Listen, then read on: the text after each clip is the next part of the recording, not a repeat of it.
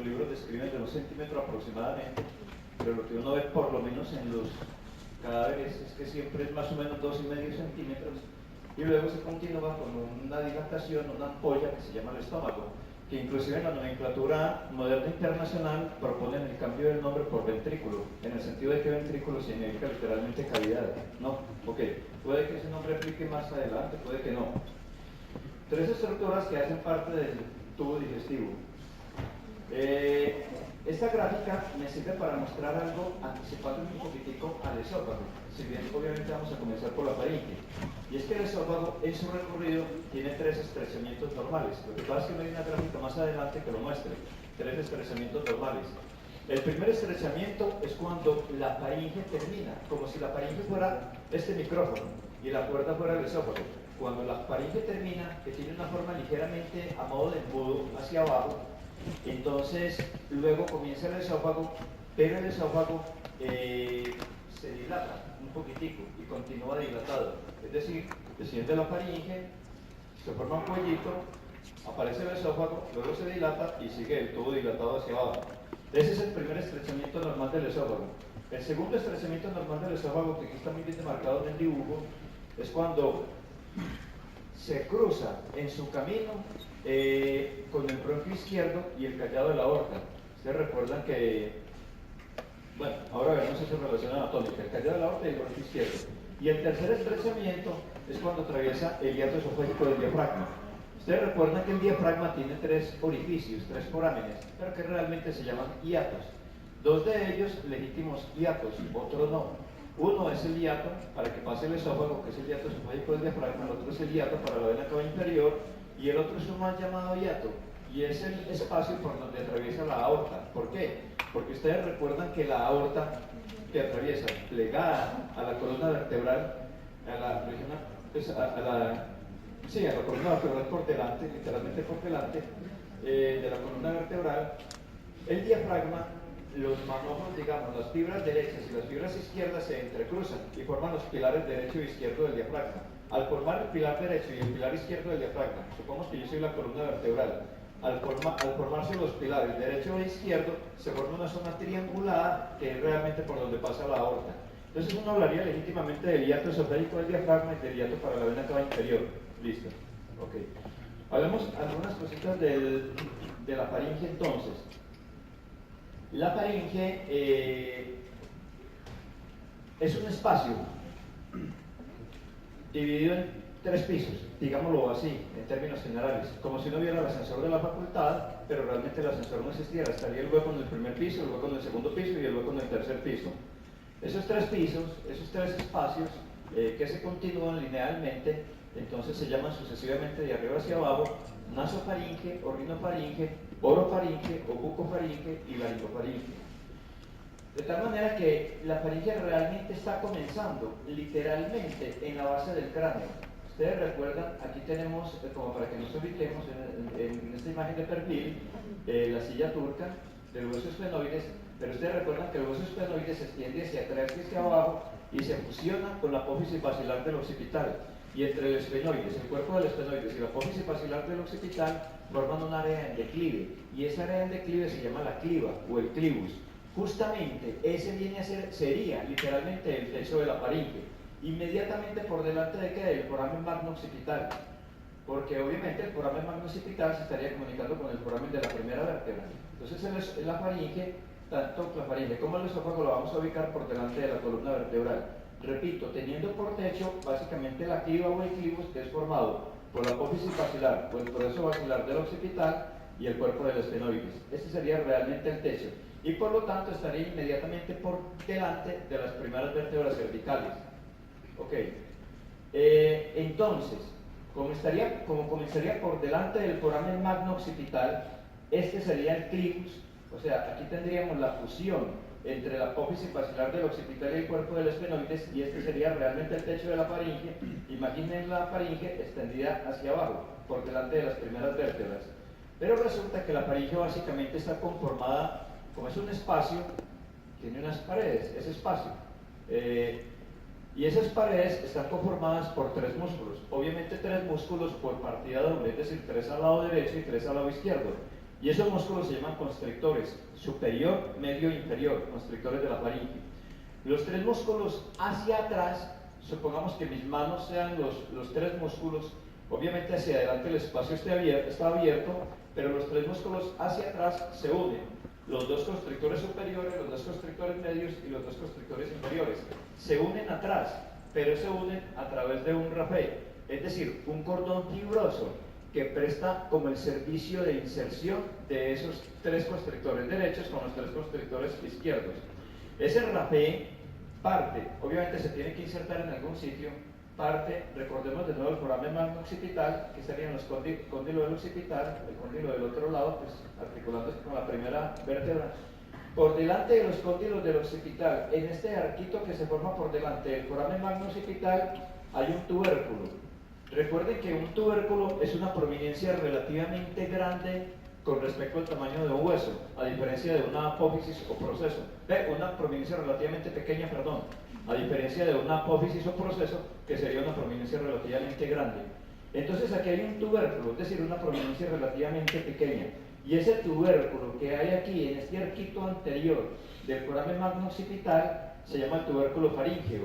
¿Y por qué se llama el tubérculo faríngeo? Porque precisamente ahí se inserta ese rapé, ese cordón fibroso que desciende como este cable, donde se van a insertar hacia atrás los tres músculos constrictores de un lado y los tres músculos constrictores del otro lado. Para que sigamos hablando un poquitico, o sea, aquí tendríamos el foramen magno occipital, este es el clivus o la cliva, que sería el techo literalmente de la faringe, por supuesto cubierto por otros tejidos, y esta zona justamente en la mitad de la parte anterior de este arco del foramen magno occipital, esa prominencia sería el tubérculo faríngeo. Es entonces un detalle anatómicamente muy pequeñito, pero clínicamente pues, muy importante, muy grande, porque ahí inserta el rapé. O anatómicamente pequeñito, pero hay una importancia enorme, igual anatómica de todos modos. Ok, entonces, parte del rapé hacia abajo para servir de inserción a los 6 músculos constrictores, los 3 de un lado y los 3 del otro lado. De tal manera que por detrás ya sabemos cómo se insertan los constrictores. ¿Cómo se insertan? Hacia los lados, anterolateralmente, porque por supuesto hacia adelante dijimos que los constrictores no se cierran, dejan un espacio abierto. Ya poníamos el ejemplo como del ascensor de la facultad, pero faltando el ascensor y que es únicamente el hueco en los 3 pisos. Hacia adelante está abierto. Entonces, ¿dónde se inserta? Anterolateralmente, hacia el lado derecho y hacia el lado izquierdo. Recordemos un huesito que se llama el hueso hioides. El hueso hioides, ustedes recordarán que es el único hueso del cuerpo humano que no se articula con ningún otro hueso. Sí se articula, pero con los cartílagos, con el cartílago tiroides. Y recuerda que el hueso hioides tiene hacia adelante una zona que se llama el cuerpo, unas prominencias al lado y lado del cuerpo hacia arriba, que se llaman las astas menores o superiores, y unas prominencias largas hacia atrás, que se llaman las astas mayores. Vamos a tenerlo como referente porque ahí es lugar de inserción de algunos de los constrictores. Y recordemos también en la laringe el cartílago tiroides y el cartílago cricoides, la membrana cricotiroidea entre los dos, y recordemos que el borde anterior del cartílago tiroides, que hacia arriba va a constituir el punto de partida de la escotadura tiroidea, que normalmente llamamos la nuez de Adán o manzana de Adán, hacia los lados se extiende como 2 láminas, que se llaman las láminas tiroideas justamente. Las vamos a tener en cuenta porque son lugares de inserción, las láminas tiroideas y la parte lateral del cartílago cricoides, y por supuesto en cierta forma la membrana cricotiroidea. Pero tenemos que también recordar un detallito aquí importante. Ustedes se acuerdan, muchachos, del esfenoides, el huesito es en forma de mariposa que tanto vimos en neuro, que tanta importancia tuvo en endocrino, porque es el lugar donde está la silla turca, etcétera y etcétera. Y ustedes recuerdan que esa mariposita, ese esfenoides, oides en forma de esfenomariposa, ese hueso en forma de mariposa, aparte de tener sus 4 alas y su cuerpo, tiene también unas paticas. ¿Recuerdan cómo se llaman las paticas del esfenoides? Apófisis pterigoides, o en nomenclatura internacional moderna, procesos pterigoideos. Los procesos pterigoideos, recuerden entonces que cada proceso pterigoideo tiene 2 alas, una ala medial y una ala lateral. Aquí tenemos el proceso pterigoideo del lado izquierdo. Esto sería el ala medial, en el fondo vemos el ala lateral, y recuerden que del ala medial del proceso pterygoideo pende una prominencia que se llama el uncus, ámulo o gancho pterygoideo, como lo quieran llamar, uncus, ámulo con H, o simplemente gancho pterygoideo. Todos términos traducen lo mismo, gancho. Ok, el gancho pterygoideo, o el uncus, o el ámulo, como lo quieran llamar. Entonces, ese uncus es una prolongación hacia abajo del ala medial del proceso pterygoideo. Y recuerden que entre el ala medial y el ala lateral está la fosa pterygoidea. Ok, ¿por qué es importante eso? Por lo siguiente. Miremos aquí de nuevo el ala medial y el ala lateral. En este lado, el ala lateral y el ala medial. Y entre los dos, la fosa pterygoidea. Recordemos ese uncus, que es una prominencia del ala medial. Ese uncus, ese ganchito. ¿Por qué? Porque de este ganchito sale un cordón fibroso, un ligamento. Algunos lo llaman rafé, en algunos textos lo llaman rafé, pero estrictamente hablando un rafé estaría más en la línea media, pero bueno, algunos textos lo llaman rafé, llamémoslo así, un rafé. Y ese rafé o ese ligamento que lo llaman otros parte del uncus o gancho pterygoideo hacia la mandíbula. Recuerden que este es el cuerpo de la mandíbula que se prolonga hacia atrás hasta la región del ángulo de la mandíbula. Entonces ese gancho, ese ligamento va a comunicar el gancho del ala medial del proceso pterygoideo con la mandíbula, con la cara interna del cuerpo de la mandíbula, con la mandíbula, lo va a comunicar. Y ese rafé se llama rafé pterigomandibular. Ese rafé pterigomandibular es importante también, lo tenemos que tener en cuenta porque para las inserciones de los músculos constrictores, el constrictor superior específicamente, listo. Entonces recapitulemos. Ala medial del proceso pterygoideo, uncus, ámulo o gancho, que es una prolongación hacia abajo del ala medial. De ahí parte un rafé hacia la mandíbula, que se llama el rafé pterigomandibular. Listo. Por otro lado, recordamos también el hueso dioides, con sus astas menores y sus astas mayores. Y por otro lado, recordamos el cartílago tiroides, literalmente encaramado sobre el cartílago cricoides a través de la membrana cricotiroidea. Y recordamos las láminas laterales del cartílago tiroides. ¿Todo esto para qué? Para que entonces hablemos de las inserciones de los músculos constrictores, superior, medio e inferior. Miren el constrictor superior. Atrás viene ¿de dónde? Ya lo dijimos, de este rafé. Este rafé que une los dos constrictores superiores, los dos constrictores medios y los dos constrictores inferiores, que como ustedes ven se solapan un poquitico, el de abajo sobre el de arriba y el de más abajo sobre el de la mitad, se solapan un poquitico. Entonces este sería el rafé, la inserción por detrás, que procede, repito, del tubérculo faríngeo, entonces en la parte anterior del arquito del foramen magnum occipital. Listo. Hacia los lados entonces, aquí vendría entonces el músculo constrictor superior, y esto que tenemos aquí es justamente ese rafé o ese ligamento pterigomandibular. Miren aquí el proceso pterigoideo, esta es el ala lateral. Recuerden que el rafé no viene del ala lateral sino del ala medial, específicamente del uncus, que es una prominencia del ala medial y que termina en la parte interior, en la cara interna de la mandíbula. Ese rafé entonces, junto con el gancho o el uncus y parte de la porción de abajo, de la porción inferior del ala medial del proceso pterigoideo, son los lugares de inserción del músculo constrictor superior de la faringe. Miren que aquí hay una cosa importante. Ese rafé está sirviendo también para que por delante se inserte este musculito. ¿Recuerdan cómo se llama este músculo, muchachos? El buccinador. Y recuerde que el buccinador, aunque no es un músculo masticatorio y por lo tanto es de la mímica facial y por lo tanto inervado por el facial, sí contribuye a la masticación, pero sin ser masticatorio. Es decir, cuando ustedes les hablan de la fisiología de la masticación, van a ver cómo el buccinador va a permitir que de alguna manera se guarde un poco de alimento entre esa región y las arcadas dentarias, etcétera, en algunos momentos del proceso de la masticación. Pero entonces, ya dijimos, es inervado por el facial y aquí va a tener un lugar común de inserción con el constrictor superior. Listo. Constrictor medio. El constrictor medio, miren aquí entonces el cuerpo del ilioides hacia atrás, el asta mayor del ilioides y hacia arriba, oculto aquí el asta menor del ilioides. ¿Oculto por quién? Por un músculo que se llama el músculo genioideo, que sería este que hay acá.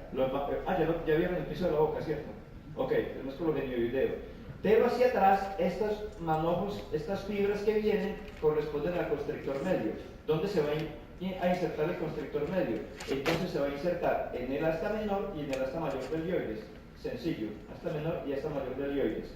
Y el constrictor superior, y el constrictor inferior, perdón, que es este que tenemos aquí abajo. Recuerden que también habíamos referenciado entonces la lámina lateral del cartílago tiroides, la membrana cricotiroidea y el cartílago cricoides, en toda esa región lateral y a modo oblicuo.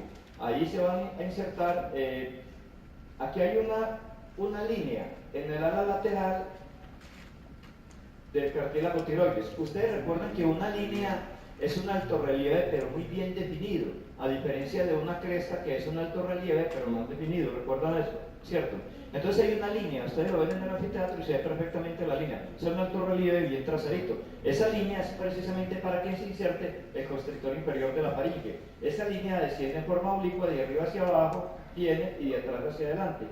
Entonces, y permite entonces la inserción sobre esa línea del músculo constrictor inferior y hacia abajo sobre el cartílago cricoides. Ok. Como donde termina el cartílago cricoides comienza la tráquea, igual donde termina la faringe comienza el esófago. O sea que tanto la tráquea como la faringe, como si fueran una escopeta de doble cañón, si yo le recorto al tubo respiratorio, le recorto la laringe y al tubo digestivo, le recorto la faringe y dejo solamente tráquea y esófago, yo aquí cometí un lapsus, perdón, no me dijeron, tráquea y esófago, donde termina la laringe comienza la tráquea, donde termina la faringe comienza el esófago. Corrijo ahí un lapsus de ahora. Entonces, la tráquea y el esófago, a modo de escopeta de doble cañón, tienen un referente anatómico muy importante, que es la sexta vértebra cervical. Esos referentes son claves porque ustedes tienen que de todos modos interpretar, ver imágenes, en fin. Entonces, ¿dónde comienza la faringe? Perdón, ¿dónde comienza el esófago y dónde comienza la tráquea? Obviamente donde termina la faringe y donde termina la faringe. ¿Y eso dónde ocurre? Por detrás, a nivel de la sexta vértebra cervical. Ok, entonces, de ahí para abajo sigue la sexta vértebra cervical. Listo. Perdón, de ahí hacia atrás tenemos la sexta vértebra cervical. Listo, ok. Bueno. Dijimos que la faringe termina en forma un poquitico como de embudo. Y a partir de ahí parte del esófago. No tan cilíndrico como lo vemos aquí. Recuerden, desciende la faringe, forma una especie de embudito, hay un cuellito, luego se dilata de nuevo ese tubo para continuar como esófago. Y sería el primer estrechamiento de la faringe. Ese lugar donde termina la faringe está reforzado por otro musculito.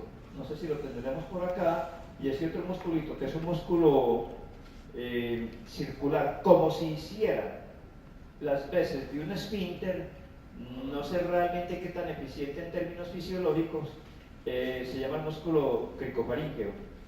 Obviamente porque por delante tiene el cartílago cricoides, el músculo cricofaríngeo. Y realmente es el músculo cricofaríngeo, que es como si fuera una prolongación del constrictor inferior, el que finalmente se va a continuar con el esófago hacia abajo.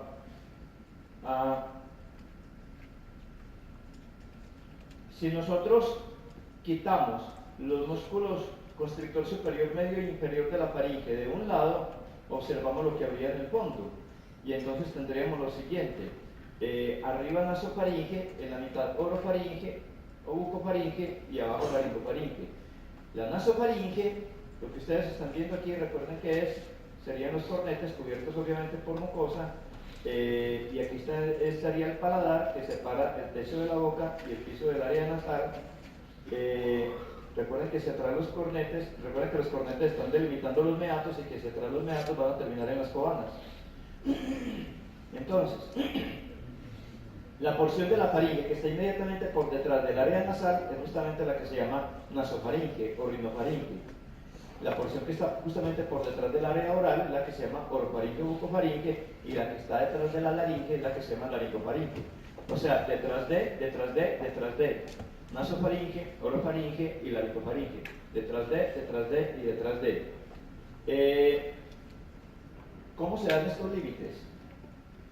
Vamos, bueno, pero antes de eso, hablemos aquí un poquitico de algunas relaciones anatómicas y unos detalles importantes. Como todo, es fundamental tener en cuenta las cadenas ganglionares. Recuerden, muchachos, que esto que llamábamos antes ganglios linfáticos, ahora en la nomenclatura internacional moderna no se llaman ganglios, se llaman nodos, para diferenciarlo de los ganglios nerviosos, para que no haya confusión. Entonces, de ahora en adelante, en vez de hablar de ganglios linfáticos, preferiblemente hablemos de nodos linfáticos, que es el nombre correcto en la nomenclatura internacional moderna. Ok, los nodos linfáticos, hay una cadena de nodos, una cadena linfática muy importante que se adosa sobre la vena yugular interna. Recuerden que la vena yugular interna, junto con la arteria carótida primitiva abajo y luego la carótida interna y el nervio vago, entre los dos están envueltos por una vaina. Recuerden que vaina traduce literalmente estuche. Están envueltos por una vaina que es una especie de resumen de las fascias de músculos del cuello, y esa vaina se llama la vaina carótida. Entonces, la vaina carótida tiene una relación de vecindad muy estrecha con respecto a la faringe, y de hecho abajo con respecto a la parte alta del esófago. Y recuerden que esa vaina carótida está en la parte interna del músculo esternocleidomastoideo. Bueno, ¿a qué viene esto? A que sobre un elemento de la vaina carótida, que es la vena yugular interna, la vena yugular externa estaría por fuera del esternocleidomastoideo, a un elemento de la vaina carótida, que es la vena yugular interna, hay una cadena ganglionar, pero ya sabemos que los vamos a llamar en vez de ganglios nodos, y esa cadena del nodo linfático se extiende desde arriba y, digamos, adosada a esta parte del recorrido de la vena yugular interna. Recuerden que la vena yugular interna emerge de la base del cráneo por el foramen yugular o foramen rasgado posterior, que es lo mismo, ¿no?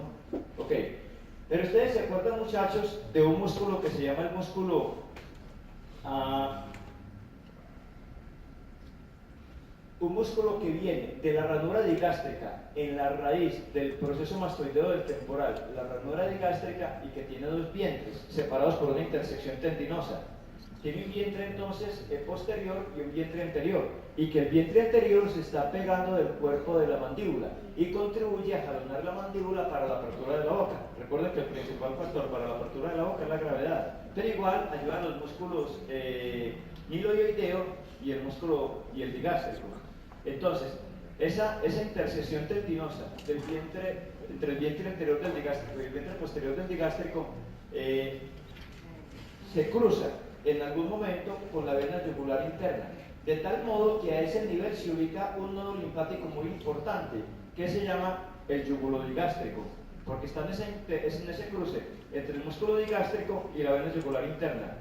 Ese nodo yuguloδιgástrico arriba es el primero, digamos, si les contamos de arriba para abajo, de una serie de nodos más pequeñitos, hasta que vuelve a encontrarse, esa cadena termina en otro nodo otra vez grande abajo, y abajo justamente en un cruce de otro músculo que también es un digástrico, pero que no se llama digástrico, que se llama homoioideo, que es un músculo que también tiene dos vientres, uno posterior y uno anterior, uno que viene del omoplato o la escápula y otro que va a parar el hueso ioides y se llama el homoioideo. Entonces, donde se cruza el músculo homoioideo con la vena yugular interna, ahí hay otro nodo linfático muy importante, que es el yugulo homoioideo.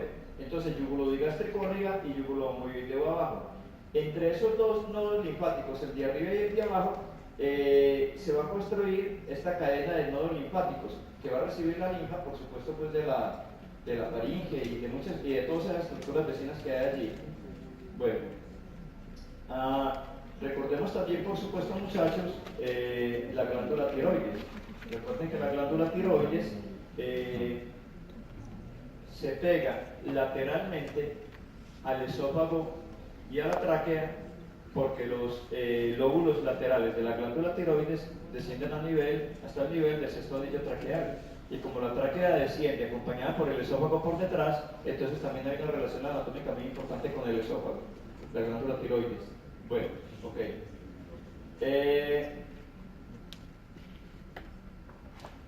Que va a inervar, aquí nos falta un musculito que aquí lo tenemos. Recuerden una cosa, muchachos, que vieron el movimiento y postura, el proceso estiloideo del temporal. Recuerden que el proceso estiloideo es importante porque entre el proceso estiloideo y la mastoides está el foramen estilomastoideo por donde sale el nervio facial. Entonces recordemos el proceso estiloideo del temporal. Y ese proceso estiloideo del temporal es origen de 3 músculos muy importantes: estilotal, estilotal, estilotal, estiloideo, estiloglosio y estilofaringeo. Aquí nos importa el músculo estilofaringeo. Entonces, del proceso estiloideo desciende un músculo que es el estilofaringeo, cuyo origen es en el proceso estiloideo, pero la inserción propiamente dicha es como en esa interfase donde solapa el músculo constrictor medio con el constrictor superior. Obviamente, como aquí arriba es el origen y aquí abajo la inserción propiamente dicha, el músculo tira hacia arriba y hacia los lados. Deducirán ustedes que tendrá que ver en el momento de la deglución, o en fin, deduzcan ustedes, muchachos. Bueno, ¿qué tendríamos nosotros por detrás de la faringe? Obviamente la columna vertebral, pero no peladita, obviamente con los músculos prevertebrales y las fascias que cubren esos músculos. De tal manera que entre la faringe y las fascias de los músculos prevertebrales hay un pequeño espacio, y ese espacio se llama el espacio retrofaríngeo. Tiene importancia clínica porque imagínense qué ocurriría si de pronto se formara un absceso a ese nivel, por ejemplo, ¿no?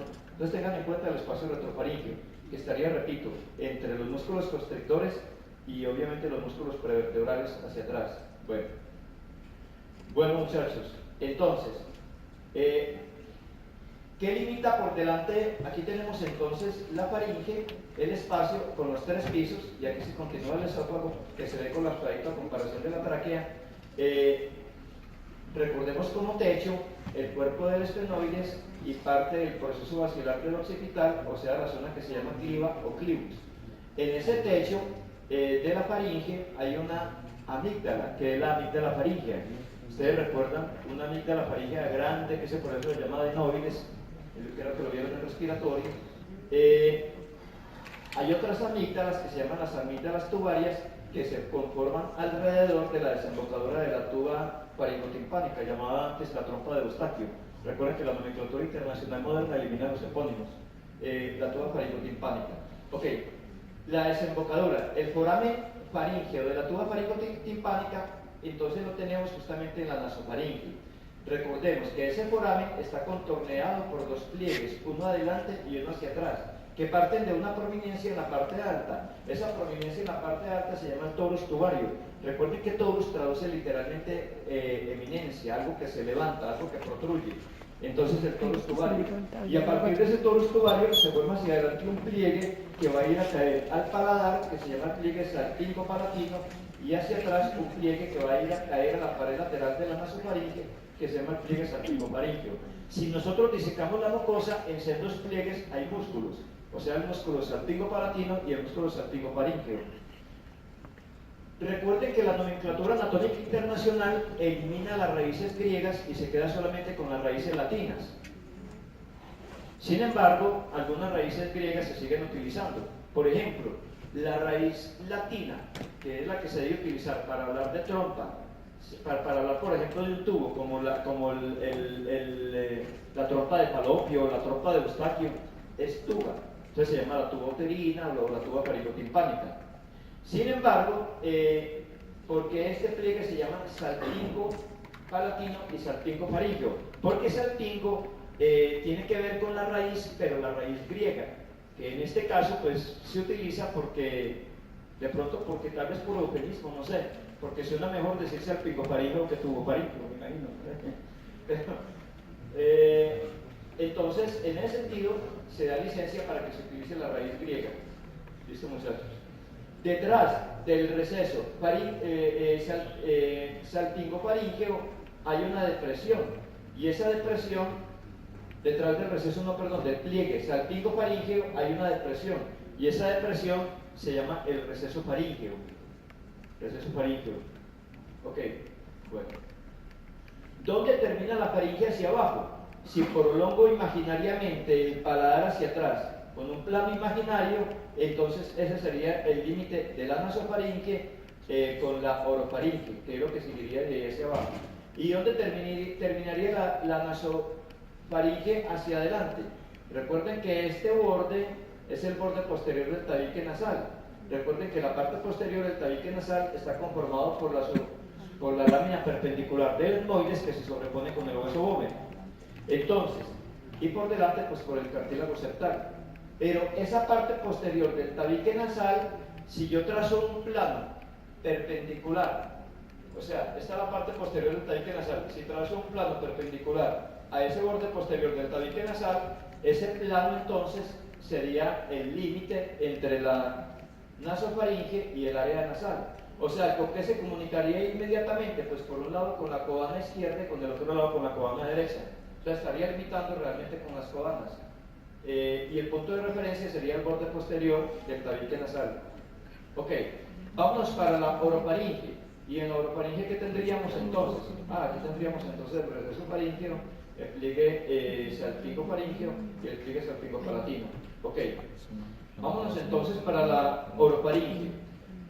Ustedes recuerdan, ya vieron cavidad oral, ustedes recuerdan el istmo de las fauces. Si yo veo a una persona con la boca abierta y con un bajalenguas, pues no todo lo que estoy viendo es boca, el fondo es faringe y es orofaringe, ya lo sabemos claramente. Recuerden la úvula, el velo del paladar, el pilar anterior del velo del paladar y el pilar posterior. Y entre los dos la fosa donde está la amígdala palatina. Pilar anterior y pilar posterior, o pliegue espalatogloso y pliegue palatofaríngeo. Y entre los dos la amígdala palatina. Recuerden que la lengua tiene una porción, esta porción que en reposo sería la porción superior, que se llama realmente el dorso de la lengua, porque la lengua yo la levanto para hablar o para deglutir, y en ambos casos al levantarla, esa porción inicialmente superior se torna posterior, y como se torna posterior le llamamos el dorso de la lengua. Luego tenemos el surco terminal de la lengua, y a partir de ahí la lengua forma un declive hacia atrás. Ese declive se llama la región posterior. Posterior y dorsal son sinónimos, pero en este caso no. En este caso separamos el término dorsal para separarlo del término posterior, que es la forma en declive de la lengua, ¿de acuerdo? Entonces, ¿cómo se conforma el istmo de las fauces? Siguiendo el contorno de la úvula, recordemos muchachos, el paladar, el pilar anterior del velo del paladar, no el posterior, sino el anterior. El pilar anterior del velo del paladar, cruzo la lengua por esa interfase entre el dorso y la parte posterior y llego al pilar anterior del velo del paladar del otro lado.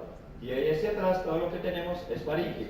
Por lo tanto, la amígdala palatina no queda en la boca, queda en la faringe, queda en la orofaringe, es parte de la orofaringe, no de la boca, estrictamente hablando, ¿no? Ok. De tal manera que en esta visión por detrás tenemos entonces claro los tres pisitos, la nasofaringe, la orofaringe delimitada por el istmo de las fauces y abajo la laringofaringe. La laringofaringe sería la única que tiene una barrera hacia adelante, que sería la cara posterior de la laringe. Como aquí protruye la laringe formando un alto relieve, entonces hacia los lados se forman unas depresiones. Esas depresiones parecen unas peritas invertidas, por lo tanto se llaman los recesos piriformes. Receso piriforme en un lado y receso piriforme del otro lado. Recordemos entonces que aquí tendríamos nosotros el cartílago cricoides, la membrana cricotiroidea, y por detrás estarían encaramaditos los dos cartílagos aritenoides.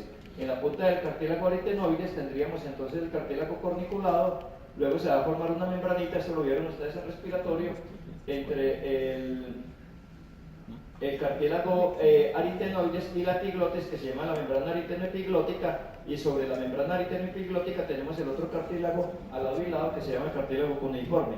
Todo eso constituye pared anterior de la faringe, siendo obviamente laringe, pero constituiría pared anterior de la faringe.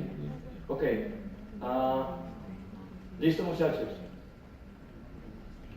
Continuamos con el esófago. ¿Quiénes inervan los tres músculos constrictores? Básicamente son unos plexos, pero son unos plexos formados por el décimo par, esencialmente. El esófago, entonces este sería el músculo constrictor inferior por detrás de la laringe y como una especie de prolongación o de interfaz entre el constrictor inferior y el inicio del esófago, este músculo que sería el músculo cricofaríngeo, que obviamente se llama crico por la relación que tiene por delante con el cartílago cricoides. Y a partir de ahí entonces sigue el esófago. ¿Y el esófago qué tenemos? Es un tubo que mide aproximadamente unos 25 centímetros de longitud, que comienza en el cuello, atraviesa el tórax y llega al abdomen, y atraviesa parte mínima dentro de la cavidad abdominal. O sea, tiene una porción cervical, una porción torácica y una porción abdominal. Cervical sí y no. porque realmente es como esa interfaz entre el cuello y el tórax, pero digamos que una porción torácica y una porción abdominal. Está conformado por dos músculos superpuestos, un músculo superficial que tiene fibras longitudinales y que está cubriendo una capa interior conformada por un músculo circular. Obviamente sobre esa capa interior está la submucosa y la mucosa, pero entonces habría un músculo circular en su interior cubierto por fuera por un músculo longitudinal. Esta ventanita nos permite precisamente diferenciar el músculo longitudinal del músculo circular. Miren lo que les decía aquí, el contacto con el bronquio izquierdo. ¿Dónde se formaría un estrechamiento que este dibujo no lo tiene?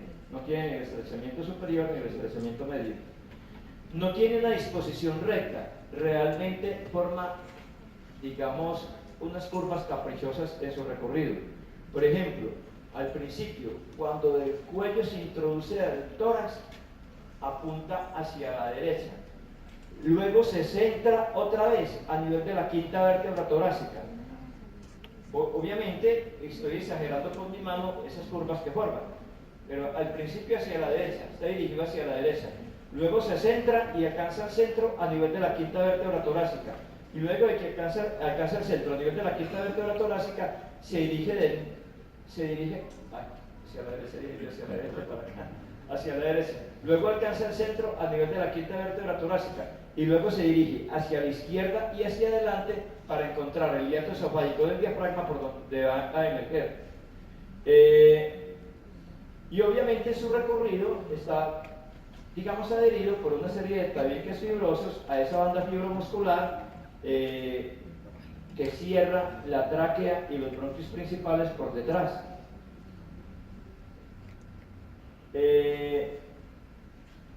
Tiene entonces como relaciones anatómicas importantes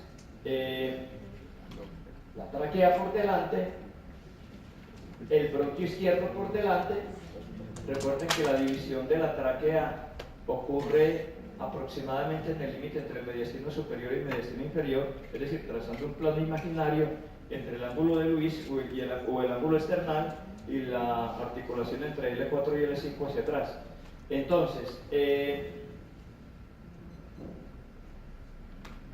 de ahí para abajo ya no tiene, por supuesto, pues a la tráquea por delante. La arteria aorta, inicialmente el callado aórtico lo aborda lateralmente y luego se hace posterior. Ok, tal como lo tenemos entonces acá. La aorta va a buscar el orificio por donde pasa inmediatamente por delante de la columna vertebral entre los dos pilares, en tanto que el esófago gira hacia adelante y hacia la izquierda para encontrar el hiato en el diafragma y atravesar el hiato en el diafragma. ¿Dónde se cumple el tercer estrechamiento? En su recorrido, recuerden además la relación perdón, me devuelvo hasta aquí, que pena muchachos, con los nervios laringeos recurrentes en la parte inicial. Recuerden que los laringeos recurrentes o laringeos inferiores del vago, el derecho da la vuelta por el callado aórtico y el izquierdo da la vuelta por la arteria subclavia izquierda.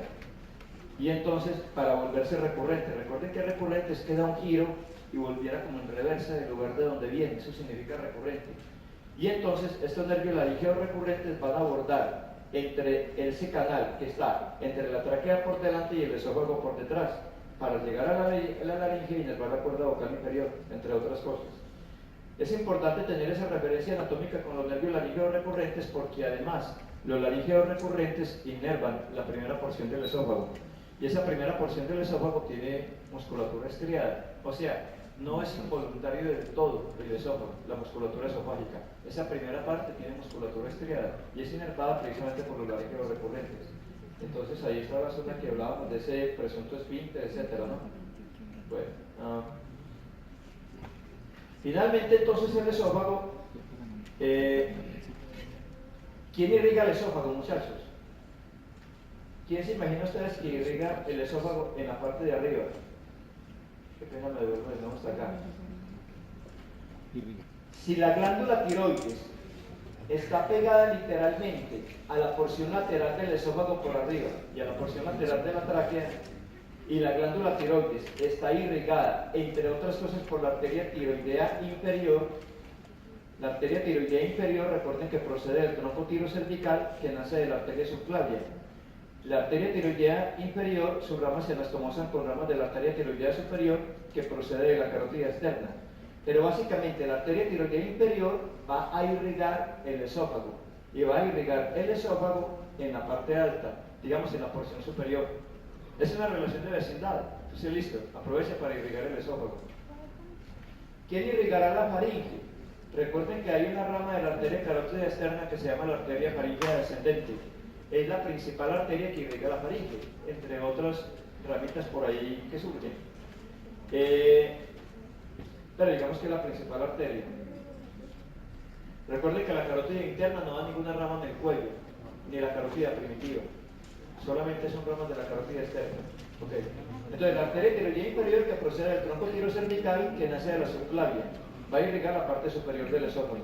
¿Quién irriga la parte media del esófago? Digamos toda la porción torácica del esófago. Unas 3, 4, a veces describen 5 ramas directas de la aorta torácica. Obviamente las arterias bronquiales, por esa relación tan estrecha que tiene sobre todo con el bronquio izquierdo. ¿Y quién irriga la porción abdominal del esófago? Entonces, la porción abdominal del esófago tiene una doble irrigación. Miren, aquí está el entrecruzamiento de los pilares del diafragma y por aquí por delante de la columna vertebral emerge la arteria aorta, la aorta descendente que se hace de aorta torácica a aorta abdominal. Las primeras ramas que da la arteria aorta descendente son un parcito a la derecha y a la izquierda, y ese par van a irrigar el diafragma por debajo. Se llaman las arterias sufrénicas o infradiafragmáticas, como las quieran llamar, o subdiafragmáticas. El nombre más común, sufrénicas. La arteria sufrénica izquierda, al irrigar el diafragma por debajo, se encuentra inmediatamente con la porción abdominal del esófago, que no estaría tan lejos como en el dibujo, es un defecto del dibujo. Entonces aprovecha para irrigar la porción abdominal del esófago, la arteria sufrénica izquierda. Pero también otra arteria que se llama la gástrica izquierda, que se llamaba antes coronaria estomáquica, de la cual vamos a hablar enseguida. Entonces aquí tenemos nosotros el esófago cuando penetra la cavidad abdominal y se convierte en estómago. El pequeño recorrido antes de convertirse en estómago.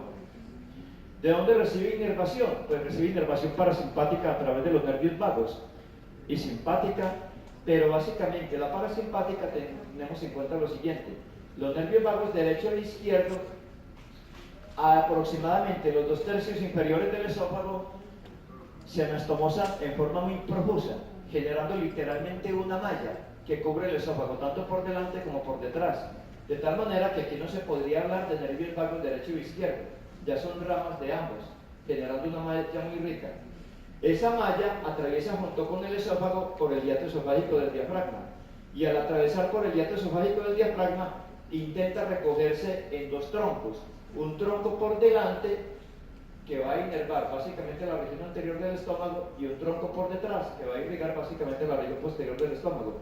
Entonces ya no se llaman nervios vagos derecho e izquierdo, sino tronco vagal anterior y tronco vagal posterior, producto de esta rica anastomosis.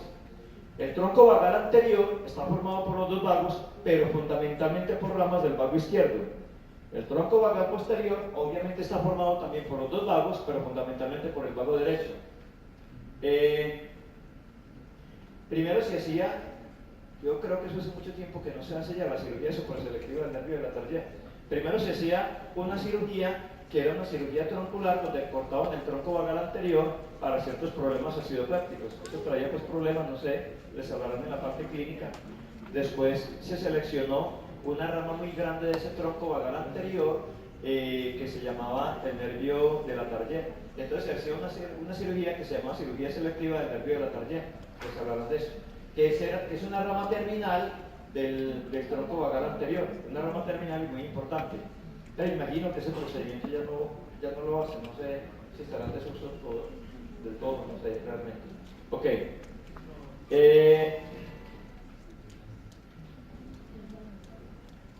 ¿Quién drena, muchachos, la sangre del esófago a nivel del tórax? Entonces,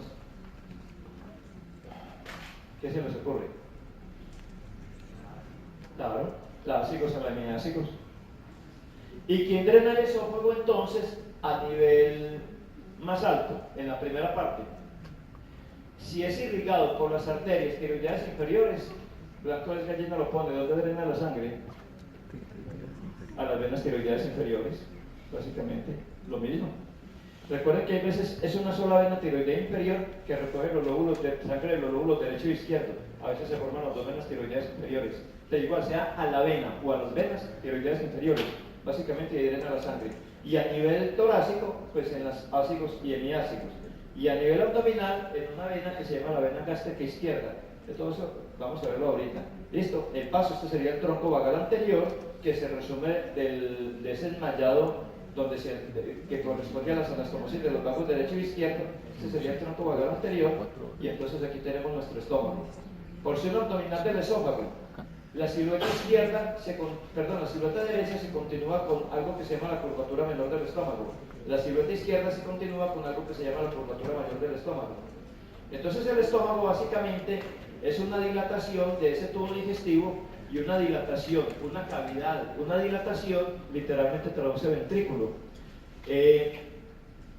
Entonces el estómago se está conformado, esa dilatación, esa ampolla, está conformada entonces por una pared anterior, por supuesto una pared posterior que sería la de atrás, que tenemos ahí, que no estamos viendo ahí, y entre las dos paredes una curvatura hacia arriba y hacia la derecha y otra curvatura grande hacia abajo y hacia la izquierda. La curvatura que mira hacia arriba y a la derecha es entonces cóncava, mira como hacia la cara visceral del hígado y se llama la curvatura menor del estómago.